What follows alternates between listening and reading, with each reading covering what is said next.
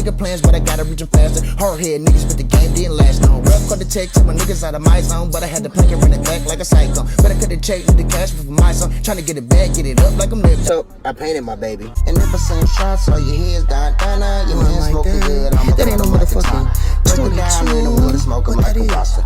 Oh no, that's that 223. Cause niggas want the drama right till we have to pop out. Hit them with that motherfucking na. Trey songs gone for the summer. Nigga, and I'm dumping. Send a couple shots, know he running. Keep a K loaded, call it blocker. My little baby chopper. And if I need to, sweep your block up. The modern day, you gotta add the mafia. We here to fuck the block up. Forgot our sons, yeah, you know they got us. All I need is moolah, do you know I gotta slide up? Hop out, do a fucking pop out. Niggas talking reckless, so we had to bring the boy your pop out. He crying for your mama. And you the type of motherfucker, tell him front your honor. And get your mans locked up and get his ass turned out. If I see a pussy nigga, then I gotta turn his lights out.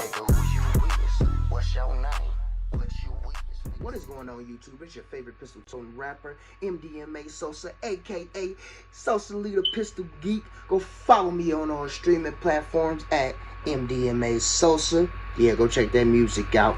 Social media, Social Leader Pistol Geek. Go add that Instagram. Go add Social Ray on Instagram as well for that music content. New music dropping on February 4th. Let's get into it, man. The story time today, though, is going to be entitled How the Pastor Snitched on Me and Got My Gun Took When I Was 16 years old. It would have been. Alright, so giving you a little bit of backstory on this, man. When I was 16, like I said, I was living on East Grand Boulevard in Detroit, Michigan. And if you from Detroit, Michigan, then you know East Grand Boulevard is the main street that you got to take to get to Belle Isle. In this apartment building called the El Tovar. This black fucking hole you live in. Alright, and as y'all know from the last video, I was getting jumped by this neighborhood gang all the time.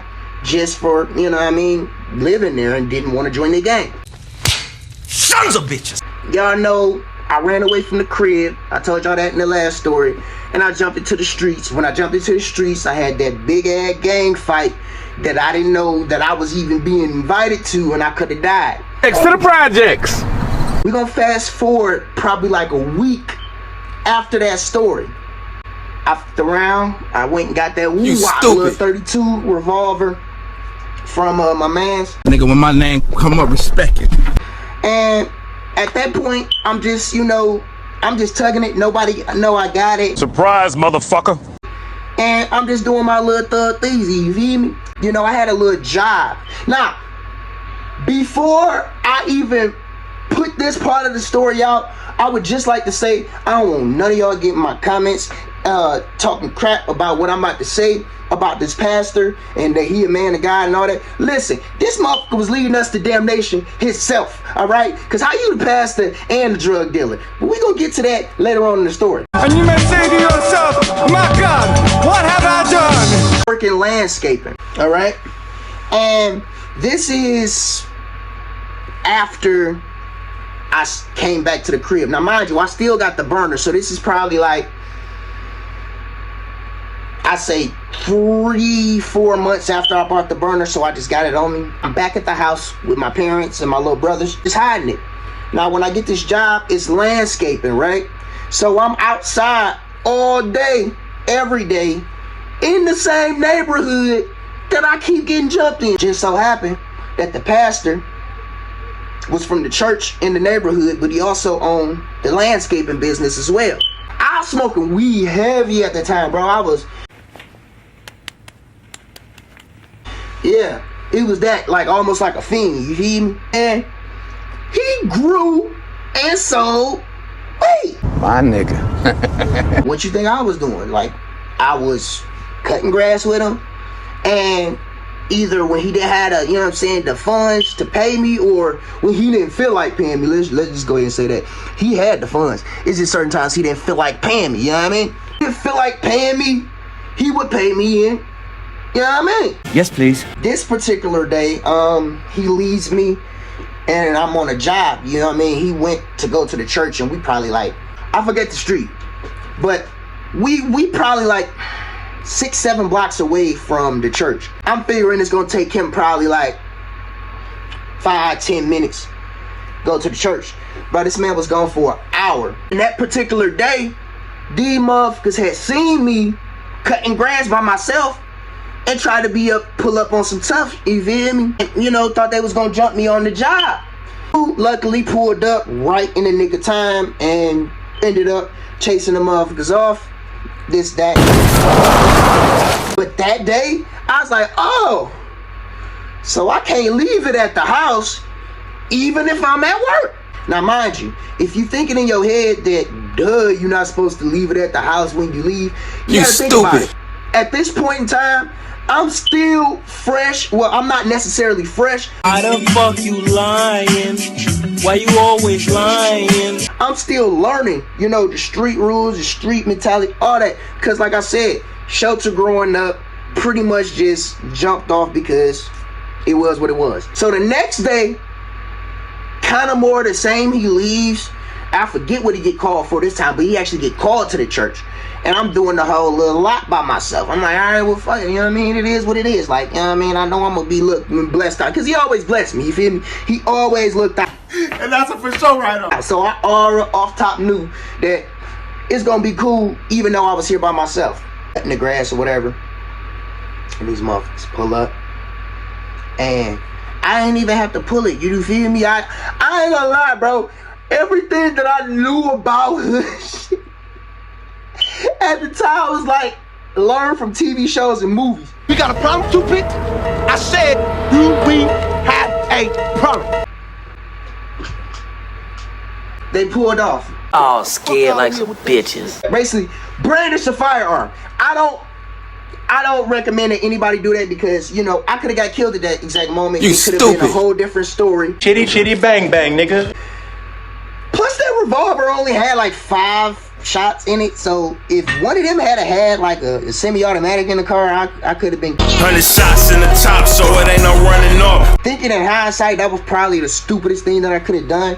But needless to say, at that moment, that made them leave. Thank you. Dude pulls back up in the truck or whatever, and as he's pulling back up, I'm look who's alive. Hey, man. Adjusting my belt, you know, fixing my pants and everything, because at the time I didn't know anything about holsters.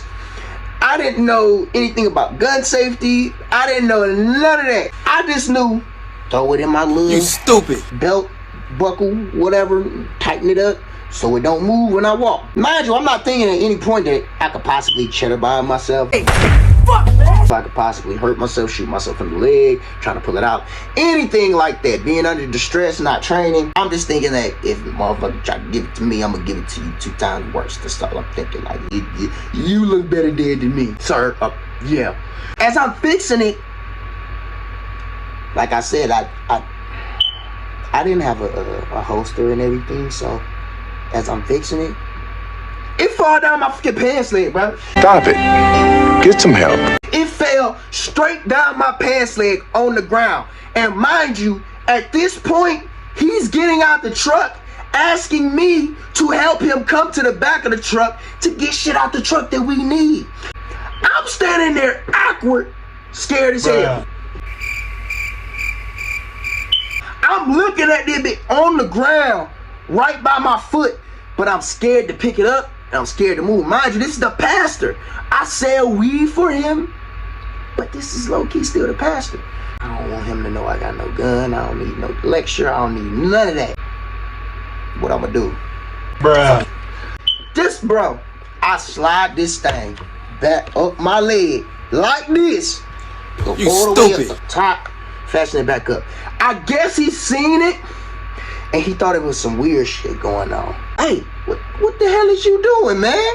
And I said, you know, I'm just fixing, you know, I'm fixing myself and everything. Well, the way you fixing yourself, it don't look like you fixing yourself. It look like you fixing a gun in your waistband. Bruh. Now, I don't know if he knew I had it, he had heard pray tell that I had it, or if the motherfuckers that I brandished on went and snitched on me at the church, like went to the church and was like, hey, you know, LJ got a gun while you working on your own.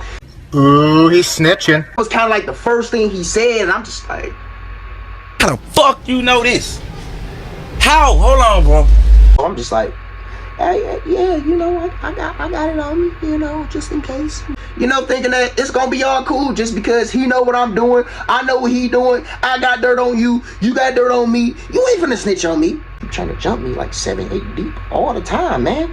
Like all the time. I just don't, you know, I'm not finna fight 7 or 8 motherfuckers by myself. Like, fuck that. Like, nigga, it's only me. And I thought it was cool. You know, the rest of the conversation, rest of the day, last 3-4 hours went by cool, you feel me? I got my cheese, gave me some weed when we pulled up to the crib.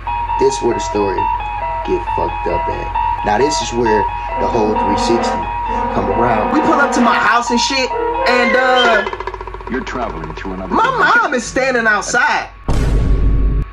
She got her work clothes on at this point, so I peeped there. Okay, mom's on her way to work.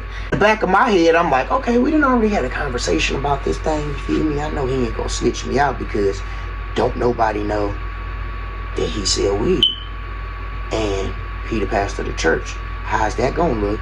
You had a 16-year-old selling weed for you. I don't give a fuck. That's what I'm thinking. I'm like, bitch, if you tell on me to my mama that I got a burner and I get my ass whooped, bitch, I'm telling everybody at the church that you sold me weed and you had me selling weed for you out your business. I don't give a fuck. I said what I said.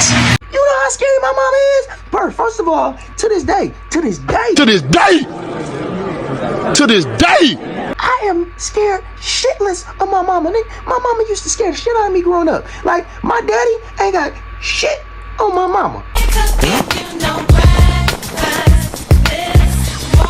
Come on, man, give some of that. Well, fuck that girl. Period. I don't give a fuck. Anyway, I see her and I'm just like, okay, this getting bad. You know, let's just chills and goosebumps. I'm like, let's just play this smooth. You see my mama outside, and I get out the car, you hear me? I'ma head on out. Walk over to the like little front piece of the apartment building. He called my mama over to the car, fam. I'm like, oh shit. It was at this moment that he knew. He fucked up. Oh shit, he about to get me, bro. I couldn't hear that conversation. I couldn't hear shit they was talking about, you feel me? The time I'm sitting there like, you know, just contemplating my life and everything, and boy, she walked back. She got ready to walk back. It's like, all right, have a good day, ma'am, and everything, whatever, woo-de-woo. See the boys at church on Sunday. Da-da-da-da-da-da. Yes. Nigga, we made it. We turn around, start walking toward the building, fam. He stopped me, say, hey, L. Turn around like, hey, what's going on? Straight at my waistband, bro. You need to get rid of that.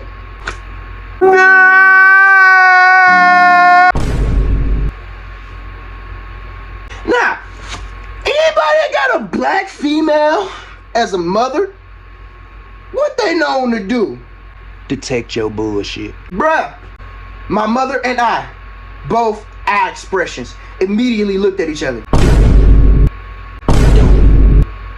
She.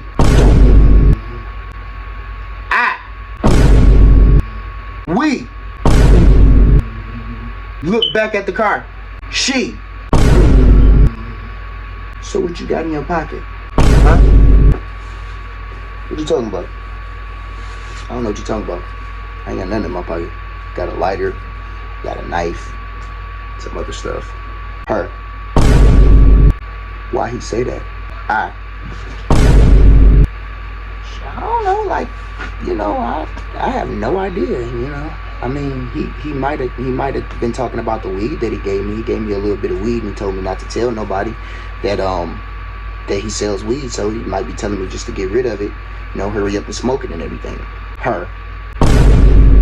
Nigga, do you have a gun in my house? Bruh. I didn't even say nothing, bro. That was my whole face, just. And never in my life, bro, and this is like, you feel me, on some real shit. It's only been a handful of my times in my life. I can actually count on my fingers how many times I've actually saw my mother cry.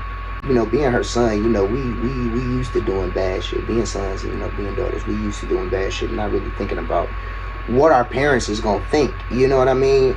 In this particular situation, I literally, I just saw the break happen in my mom. It's hard to explain, man, when you really think about it, because it hurts me to this day. To this day! To this day! But it's literally, she had no words at all. She looked at me in my eyes, and I just seen her eyes just tear up. And she wasn't even bawling like, ah, she was just like, and then she rolled her eyes and just walked away from me. And you know, being 16 at the time, you know, now I know what it was, and you know, a little bit after that situation, I knew what it was. But being 16 at the time, I was just like, oh shit, dude, she ain't say nothing. I gotta get no burger, like, and I got stitched on. Go, what? Well, I was like, oh, say less. I thought later on that night, man, I go and I get some little clues and fuse. Like, hey mom, she wanna, you know what I'm saying? She ignored me. My mom has never ignored me in my life. If anything, she annoys me. Like, Ma, don't punch me when you see me, but like, Mama, I love you.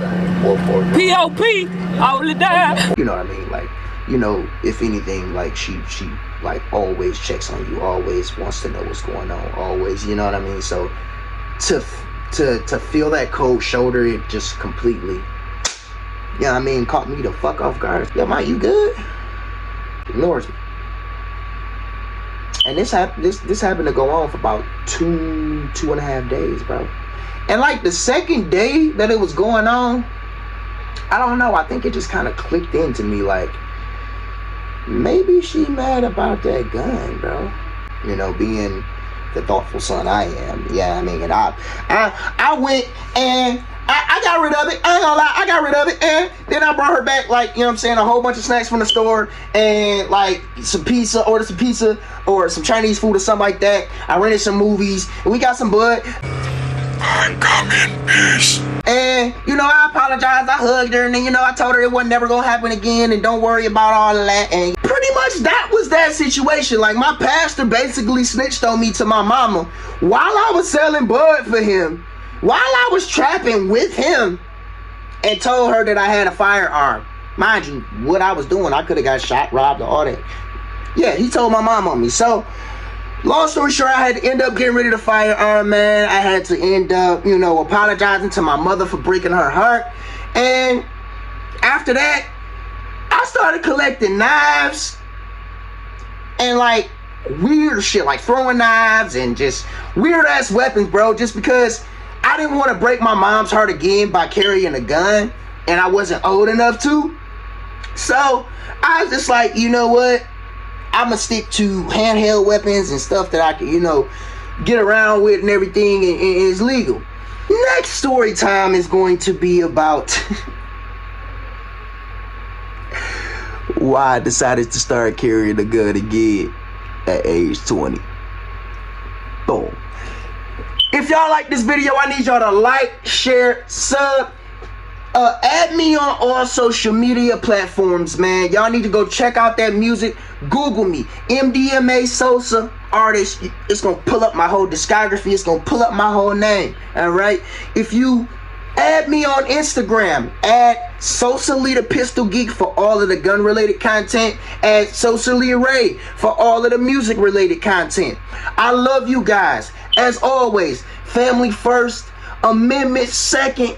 Thank you for messing with my story times. Thank you for messing with my content. Thank you for subscribing. Thank you for being you. I love you guys.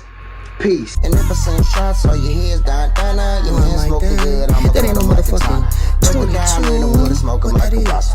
Oh no, that's that 223. Cause niggas want the drama right till we have to pop out. Hit them with that motherfucking na. Trey songs gone for the summer. Nigga, and I'm dumping. Send a couple shots, know he runner. Keep a cane loaded, call it blocker. My little baby chopper. And if I need to, sweep your block up. The modern day, you gotta add the mafia. We here to fuck the block up. Forgot our sons, yeah, you know they got us. All I need is moolah, do you know I gotta slide up. Hop out, do a fucking pop out. Niggas talking reckless, so we had to bring the Glocks out. But nigga called the cops out, and all you hear is fuck the federalized. No mercy for your papa, he crying for your mama. And you the type of motherfucker, tell it front your honor. And get your mans locked up, and get his ass turned out. If I see a pussy nigga, then I gotta turn his lights out.